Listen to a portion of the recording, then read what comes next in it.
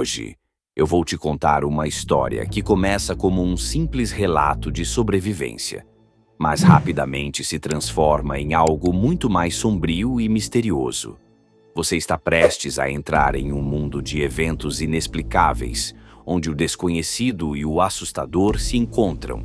Se você gosta de histórias repletas de suspense, mistérios sombrios e reviravoltas surpreendentes, você está no lugar certo. E antes de mergulharmos nessa história impressionante, aproveite para se inscrever no canal e ativar o sininho para não perder nossos vídeos semanais repletos de conteúdos misteriosos. Agora, sem mais demora, vamos para a história de hoje. Nas primeiras horas da madrugada de 12 de abril de 1990, Nathan Neath, um homem de 31 anos, pressionou o acelerador do barco de pesca que pilotava, próximo à costa da Geórgia. Ao fazer isso, ele esperava que o barco ganhasse velocidade, mas, para sua surpresa, nada aconteceu. O barco apenas navegava a metade da velocidade esperada. Desconcertado, Nathan saiu da cabine e foi até o convés, onde seu irmão mais novo, Billy Joe, que era o capitão da embarcação, estava tirando uma soneca. Nathan acreditava que se algo estivesse errado com o barco, Billy Joe saberia exatamente como resolver. Para contextualizar, os dois irmãos estavam no primeiro dia de uma expedição de pesca de 7 dias, uma jornada que, na verdade, Nathan não deveria sequer estar participando. Inicialmente, o plano era que Billy Joe, o capitão que havia alugado o barco, fosse acompanhado por seu sobrinho e 2 pescadores profissionais. Contudo, de última hora, esses pescadores desistiram, e Nathan, junto com um amigo, se voluntariou para completar a tripulação. Embora ambos viessem de uma família de pescadores, apenas Billy Joe seguira o caminho da pesca como profissão. Nathan, apesar de se virar bem no mar e ter uma noção básica sobre barcos, estava longe de ter a mesma experiência do irmão. No entanto, os dois sempre foram muito unidos, e ao saber que Billy Joe precisava de ajuda, Nathan não hesitou em se juntar à viagem, pois, ao longo de suas vidas, essa sempre foi a dinâmica entre eles. Mesmo sendo o mais velho, Nathan admirava Billy Joe e sempre fazia o possível para ajudá-lo. Agora, enquanto Nathan se dirigia para acordar o irmão e avisar que algo não estava certo com o barco, ele se sentia desconfortável, quase arrependido por ter aceitado participar da viagem. Nathan era um homem de porte imponente, pesando mais de 110 quilos e medindo mais de 1,80 m de altura. Mas, apesar de sua presença física, ele não era muito habilidoso com motores ou mecânica. Ele começou a se perguntar se sua participação na viagem havia sido uma boa ideia, considerando que não conseguia resolver o problema com o barco. Ao acordar Billy Joe e explicar o que estava acontecendo, Nathan ficou aliviado ao ver que o irmão não estava irritado. Em vez disso, Billy Joe sugeriu que eles verificassem o motor juntos. Porém, assim que abriram a escotilha para examinar o motor, uma densa fumaça saiu de dentro. Para Billy Joe, ficou claro imediatamente que o problema era grave, muito mais sério do que um simples defeito. Irritado e preocupado, ele começou a praguejar e pediu para Nathan acordar os outros 2 pescadores. Nathan desceu rapidamente até o dormitório do barco, mas ao chegar lá, ficou horrorizado ao ver que havia pelo menos 30 centímetros de água acumulada no corredor e dentro do quarto. Ele imediatamente gritou para os outros 2 pescadores se levantarem. Assustados, eles se levantaram, notaram a água e começaram a entrar em pânico. Nathan subiu de volta correndo para avisar Billy Joe, que ainda tentava consertar o motor. Com urgência, ele alertou que, além do problema com o motor, o barco estava claramente afundando. Billy Joe, com a tensão crescendo, mandou que pegassem baldes para tentar remover a água manualmente, enquanto ele tentava fazer um chamado de emergência pelo rádio. Ele pegou o rádio e começou a gritar repetidamente: "Mayday! Mayday!" Enquanto isso, Nathan e os outros pescadores vestiram seus coletes salva-vidas e começaram a tentar retirar a água com baldes. Mas logo ficou evidente que o fluxo de água entrando no barco era muito maior do que eles podiam tirar.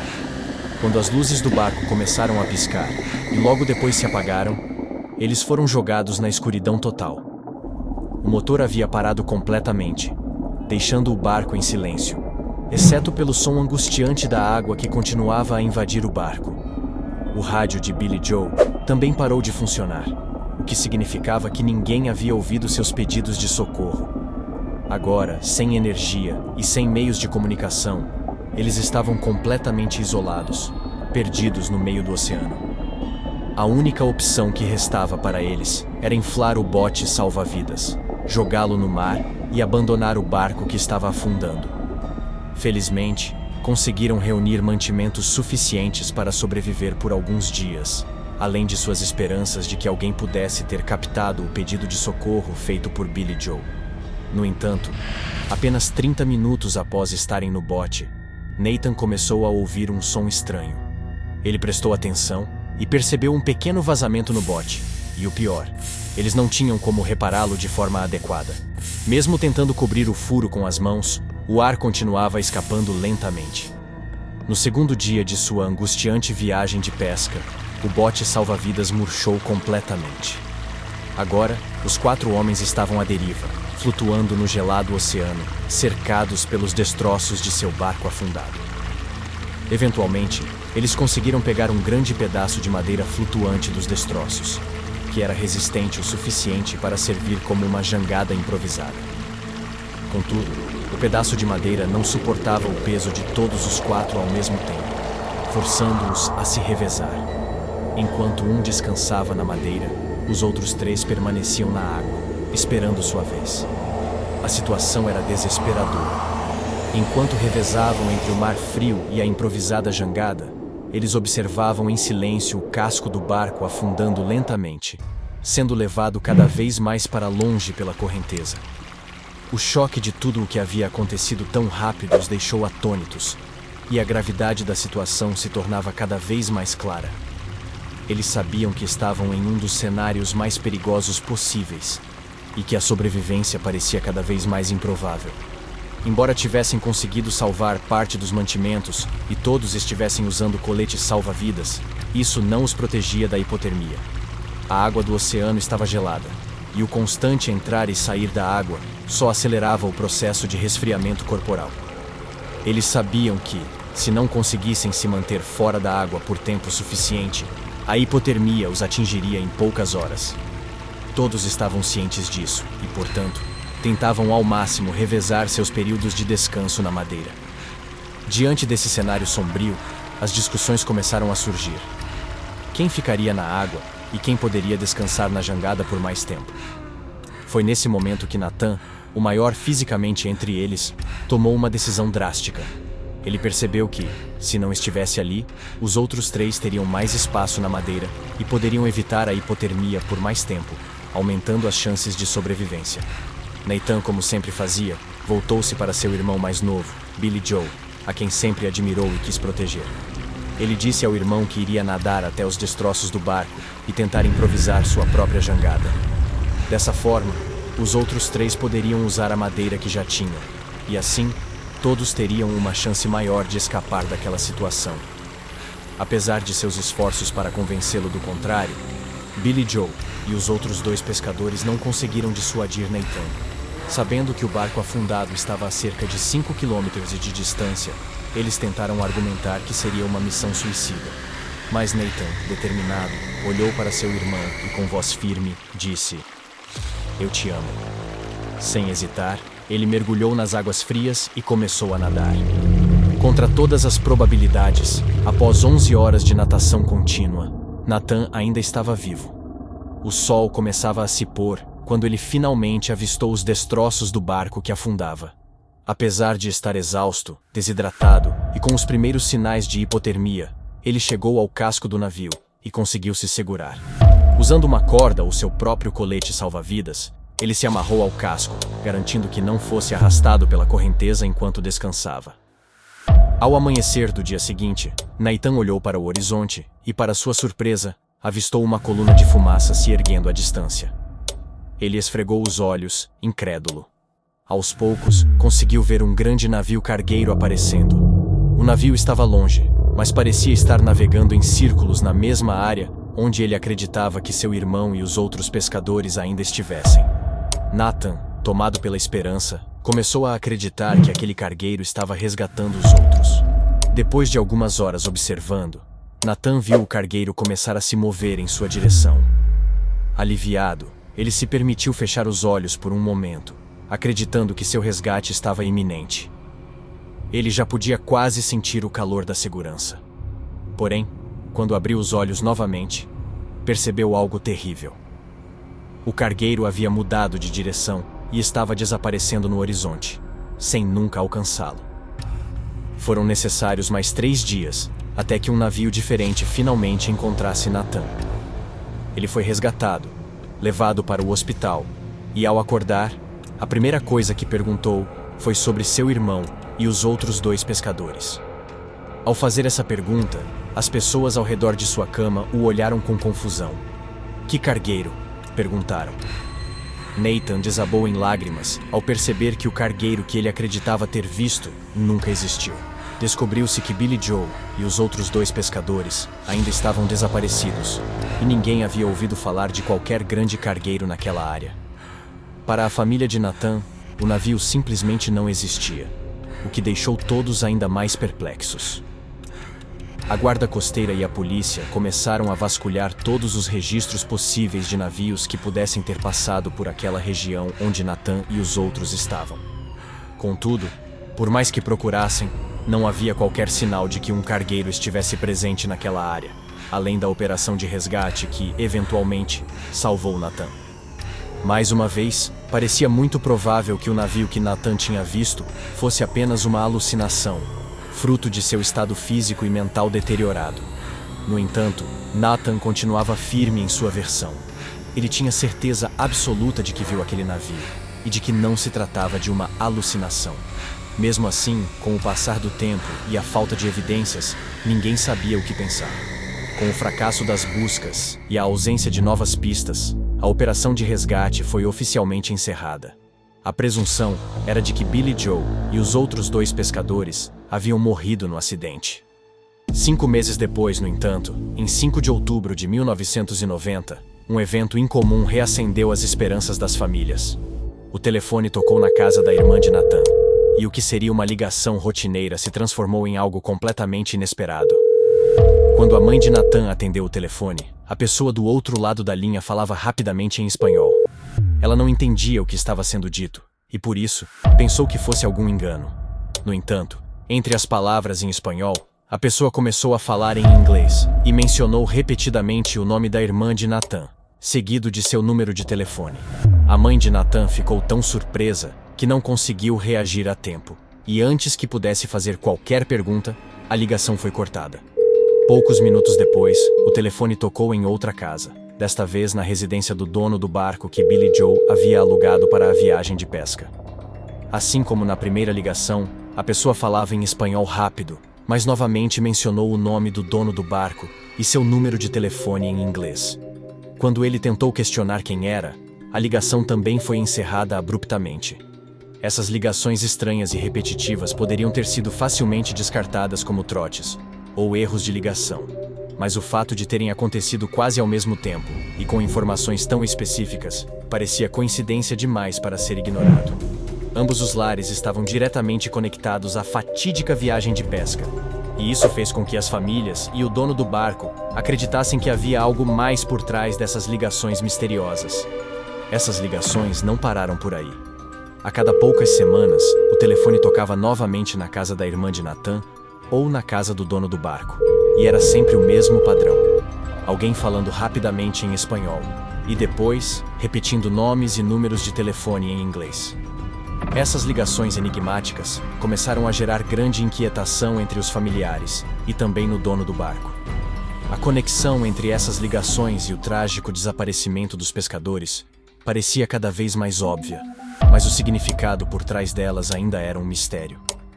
Diante desses eventos estranhos, as famílias e o dono do barco decidiram entrar em contato com as autoridades, acreditando que as ligações poderiam estar relacionadas aos desaparecidos. Com isso, a busca por Billy Joe e os outros pescadores foi retomada, na esperança de que as ligações fossem um sinal de que eles ainda estivessem vivos em algum lugar. Havia a possibilidade de que Nathan, ao ver o cargueiro, estivesse certo o tempo todo, e que os pescadores tivessem sido resgatados por uma embarcação desconhecida. As famílias começaram a cogitar que os homens poderiam ter sido levados para um país de língua espanhola, e que agora, as pessoas responsáveis por eles tentavam de alguma forma entrar em contato. No entanto, também havia uma teoria mais sombria. Alguns acreditavam que Billy Joe e os outros pescadores poderiam ter sido capturados por um navio clandestino. E essas ligações seriam um indício de que estavam sendo mantidos em cativeiro. Diversas hipóteses começaram a circular, e as autoridades começaram a explorar todas as possibilidades, inclusive contatando as autoridades de países de língua espanhola, como México e outros, na tentativa de descobrir se algum navio irregular havia estado na região durante o desaparecimento dos pescadores. Apesar dos esforços renovados, as investigações não levaram a nenhuma evidência concreta. As autoridades buscaram exaustivamente qualquer registro ou pista de um cargueiro que pudesse estar nas proximidades durante o período em que Billy Joe e os outros desapareceram. Mas, novamente, não houve nenhum sinal de um navio que pudesse se encaixar na descrição de Nathan. O mistério continuava. Mesmo diante dessa falta de provas, as famílias de Nathan e o dono do barco se recusavam a acreditar que as ligações fossem simples coincidências ou trotes. Para eles, essas chamadas misteriosas estavam de alguma forma conectadas ao desaparecimento de Billy Joe e dos outros. Eles não conseguiam aceitar a ideia de que os pescadores estavam mortos, especialmente com esses acontecimentos inexplicáveis. Essa sequência de eventos misteriosos durou até o dia 6 de março de 1991, quase um ano após o naufrágio. Naquela data, o telefone tocou mais uma vez na casa da irmã de Nathan, e mais uma vez, a mesma voz em espanhol rápido foi ouvida. Porém, dessa vez, algo diferente aconteceu. A pessoa na linha falou em inglês perfeito e disse apenas uma frase: "Estou trazendo ele para casa." Logo após dizer isso, a ligação foi cortada. A irmã de Nathan, em pânico, gritou pelo marido e pediu que ele ligasse imediatamente para a polícia. A esperança de que Billy Joe e os outros ainda estivessem vivos voltou a crescer. E as autoridades se mobilizaram novamente, intensificando a vigilância ao longo da costa da Geórgia, na expectativa de que os pescadores finalmente retornassem. Infelizmente, apesar das expectativas renovadas, Billy Joe e os outros pescadores nunca voltaram. Após aquela última ligação, onde a misteriosa voz prometia trazer ele para casa, as chamadas cessaram completamente. As famílias ficaram devastadas e, mesmo com a constante presença das autoridades ao longo da costa da Geórgia, nenhum sinal de Billy Joe ou dos outros foi encontrado. A frustração e o desespero tomaram conta de todos, mas o mistério em torno das ligações e do suposto cargueiro continuava sem resposta. O desaparecimento de Billy Joe e dos pescadores tornou-se uma incógnita sem solução. Embora a maioria das pessoas acreditasse que os 3 homens haviam morrido no mar, a história do cargueiro e as ligações enigmáticas nunca foram completamente explicadas. Nathan, por sua vez, continuava firme em sua convicção de que viu o navio e de que seus companheiros haviam sido resgatados. Mas, ao longo dos anos, ninguém pôde provar se isso era verdade. O que se sabe é que, após o naufrágio, Nathan se apegou à ideia de que o navio cargueiro realmente existia, e que talvez seus irmãos e os outros pescadores tivessem sido levados para algum lugar desconhecido. As investigações, no entanto, não encontraram qualquer indício de um cargueiro na área naquela época, o que deixou as autoridades inclinadas a acreditar que Nathan, enfraquecido pelo cansaço extremo, hipotermia e desidratação, poderia ter alucinado. Apesar de todas essas possibilidades, Nathan nunca aceitou essa versão dos fatos. Para ele, o que viu era real, e as ligações misteriosas que as famílias receberam só reforçaram sua crença de que Billy Joe e os outros pescadores ainda estavam por aí, em algum lugar. A última ligação, em particular, onde a voz em inglês prometia trazer um dos homens de volta, foi o que manteve a esperança de Nathan viva por muito tempo. Com o passar dos anos, o mistério em torno da tragédia se aprofundou, e as autoridades, sem novas pistas, encerraram a investigação, presumindo oficialmente a morte dos 3 pescadores. Contudo, a falta de respostas definitivas deixou as famílias com uma sensação de vazio, e a incerteza sobre o destino dos homens continuava a atormentá-los. Até hoje, ninguém conseguiu descobrir o que realmente aconteceu com Billy Joe, os outros pescadores e o enigmático cargueiro que Nathan jurava ter visto. E essa dúvida persiste, deixando uma questão sem solução. O que Nathan realmente testemunhou naquele mar? Era um navio de resgate ou apenas uma ilusão provocada pelo desespero? Essas perguntas permanecem, sem respostas claras. Se você gostou dessa história cheia de mistérios e reviravoltas sombrias, não se esqueça de se inscrever no canal, ativar as notificações e compartilhar este vídeo com um amigo que adora histórias assustadoras e intrigantes. Isso ajuda muito o nosso trabalho. Até a próxima, e não se esqueça de continuar acompanhando para mais histórias surpreendentes.